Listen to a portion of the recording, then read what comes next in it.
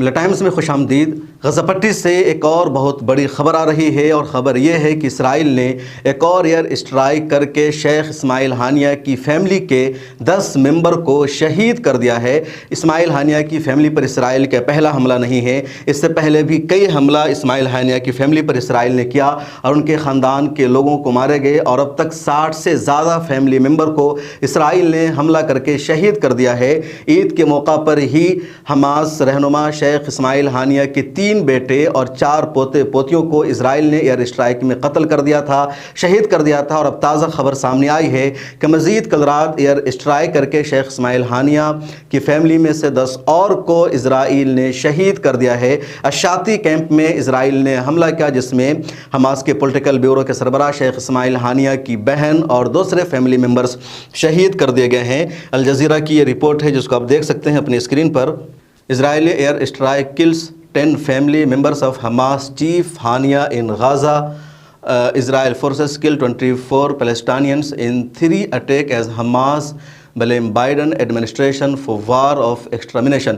یعنی کہنا یہی چاہ رہے ہیں کہ اسرائیل نے ایک اور ایئر اسٹرائک کر کے 10 فیملی ممبر کو شہید کر دیا ہے، اور یہ سب جو بائیڈن کی وجہ سے ہو رہا ہے، کیونکہ امریکہ لگاتار غزہ پٹی کے خلاف اسرائیل کے وار کو، اس کی دہشت گردی کو سپورٹ کر رہا ہے۔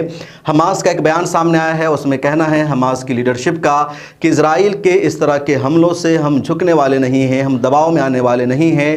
سمجھوتا کے لیے، یرغمالیوں کی رہائی کے لیے جو ہماری شرطیں ہیں، ہم ان شرطوں پر برقرار رہیں گے۔ اسماعیل ہانیہ کا بھی تازہ بیان سامنے آیا ہے، وہ اسی نیوز میں ہے، جس میں اسماعیل ہانیہ کا یہ کہنا ہے کہ اسرائیل کے اس طرح کے حملوں سے ہم رکنے والے نہیں ہیں، اپنے فیصلہ کو ہم واپس لینے والے نہیں ہیں۔ اس سے پہلے ہمارے بیٹوں کو شہید کیا گیا، اس وقت بھی ہم نے یہی کہا تھا کہ میرا بیٹا دوسرے شہید ہونے والے فلسطینیوں سے الگ نہیں ہے، اس کا خون بھی ویسا ہی جیسا دوسرے عام فلسطینیوں کا خون رہا ہے۔ آزادی کے لیے ہم یہ قربانیاں دے رہے ہیں، اس لیے جتنا درد ہمیں اپنے دوسرے فلسطینیوں کی شہادت پر ہوا، اتنا ہی درد اب بھی ہوا ہے، کوئی زیادہ فرق نہیں۔ اور ابھی بھی اسماعیل ہانیہ کے یہی بیان سامنے آیا ہے۔ اس حملہ میں کون لوگ مارے گئے ہیں، ذرا ان کے ناموں کی ہم ڈیٹیلز دیکھ لیتے ہیں۔ الجزیرہ نے بتایا کہ Al Jazeera team on the ground سے، کہ الجزیرہ کی ٹیم جو گراؤنڈ پر ہے، اس نے بتایا کہ اس حملہ میں جو مارے گئے ہیں اس میں زہرا عبد السلام ہانیہ جن کی بہن ہے، اس کے علاوہ ناہید ہانیہ، ابو غازی، ایمان ہانیہ، غازی، اسماعیل ناہید ہانیہ، محمد ناہید ہانیہ، مومن ناہید ہانیہ، زہرا ناہید ہانیہ، امل ناہید ہانیہ، شہادہ ناہید ہانیہ اینڈ سمیہ ناہید ہانیہ۔ تو ان کے نام لکھے ہیں الجزیرہ نے اپنی رپورٹ میں، اور ان سب لوگوں کو اسرائیل نے حملہ کر کے شہید کر دیا ہے۔ حماس کی لیڈرشپ کا یہ کہنا ہے کہ سیز فائر ہماری شرطوں کے مطابق ہوگا، اور سیز فائر کے لیے یونائٹڈ نیشن کی سیکورٹی کونسل سے ریزولوشن پاس ہو چکا ہے۔ حماس کی طرف سے ہمیشہ لچک دکھائی گئی۔ حماس کی لیڈرشپ نے کہا کہ سیز فائر ہم ماننے کے لیے تیار ہیں، شرط اتنی ہے ہماری کہ اسرائیلی سینا کو نکلنا پڑے گا اور مکمل طور پر جنگ بندی ہونی چاہیے۔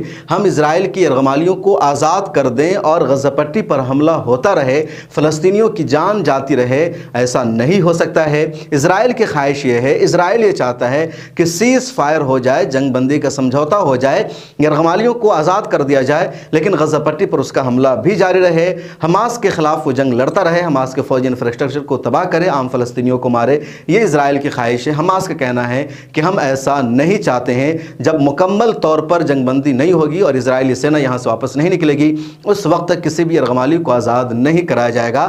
امریکہ کی ذمہ داری ہے اسرائیل کو مجبور کرنا۔ امریکہ نے جو بھی پروپوزل بھیجا تھا، جو شرطیں رکھی تھی، حماس نے اپنی طرف سے اس کو مانا تھا، حماس نے رضامندی ظاہر کی تھی، لیکن اسرائیل کو ماننے پر ابھی تک امریکہ مجبور نہیں کر سکا ہے۔ امریکی وزیر خارجہ 10 مرتبہ اسرائیل آ چکے ہیں، دوسرے ملکوں میں جا چکے ہیں، لیکن وہ اسرائیل کے وزیر اعظم بنیامین نتنیاہو کو قائل نہیں کر سکے۔ خود اسرائیل کی جو سینا ہے وہ چاہتی ہے جنگ بندی ہو، وہاں کی عوام چاہتی ہے، لیکن نتنیاہو جو ہٹلر سے زیادہ بڑا قاتل اپنے آپ کو یا دہشت گرد سمجھتا ہے، وہ جنگ بندی کے لیے تیار نہیں ہے، اور اس کی وجہ سے ٹال مٹول کا یہ سلسلہ بڑھتا جا رہا ہے، اور سب سے زیادہ شیخ اسماعیل ہانیہ کو قربانی دے رہی ہے کہ یہ حماس کے پولیٹیکل بیورو کے سربراہ ہے، قطر میں رہتے ہیں، پچھلے کئی سالوں سے ذمہ داری نبھا رہے ہیں، تو ان کی فیملی کو لگاتار ٹارگٹ کیا جا رہا ہے، قتل کیا جا رہا ہے، شہید کیا جا رہا ہے، اور دیکھیں کہ 60 سے زیادہ ان کے فیملی ممبر کو شہید کیا جا چکا ہے۔ الجزیرہ کی اسی رپورٹ میں ایک جگہ مینشن تھا کہ ان پر جو حملہ ہوا تو اس میں ان کی فیملی کے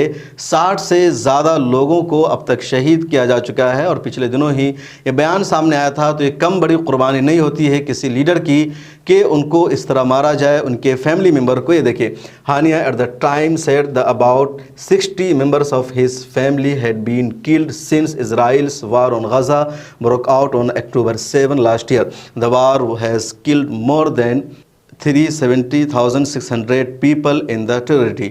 تو پچھلے دنوں جب ان کے بیٹا کو مارا گیا تھا تب ان کا بیان سامنے آیا تھا کہ 60 سے زیادہ فیملی ممبر کو مارا جا چکا ہے، 10 ہی مارے گئے ہیں اور مزید کو اسرائیل مار سکتا ہے۔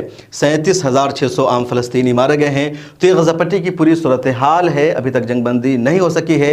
حماس کی جو لیڈرشپ ہے لگاتار محاذ پر ٹکی ہوئی ہے، پیچھے ہٹنے کو تیار نہیں ہے۔ اس ویڈیو میں اتنا ہی۔ شیخ اسماعیل ہانیہ کے ساتھ جس طرح ہو رہا ہے، ان کی فیملی ممبرز کو لگاتار شہید کیا جا رہا ہے، اس بارے میں اگر آپ کچھ لکھ سکتے ہیں تو کمنٹ سیکشن میں ضرور لکھے گا۔ ملا ٹائمز کا کام اگر آپ کو پسند آتا ہے تو ہمیں سپورٹ کیجئے۔ سوشل میڈیا کے سبھی پلیٹ فارم پر ملا ٹائمز کے ساتھ جڑیے، پھر ملاقات ہوگی۔